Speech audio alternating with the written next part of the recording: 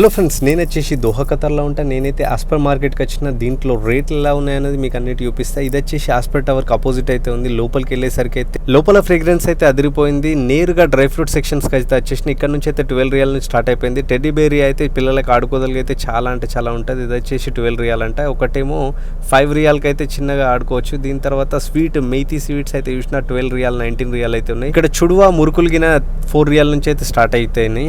దీని తర్వాత లడ్లు ఆ సెక్షన్స్కి అయితే వెళ్ళిన. లడ్లు కూడా 3 రియాల్ 4 రియాల్ నుంచి అయితే స్టార్ట్ అయిపోయినాయి. ఇక్కడనైతే కుబుస్ అయితే 1 రియాల్ నుంచి అయితే స్టార్ట్ అయిపోయింది. ఇక్కడ నుంచి అయితే పాప్కార్న్ అయితే 3 రియాల్స్ అంట.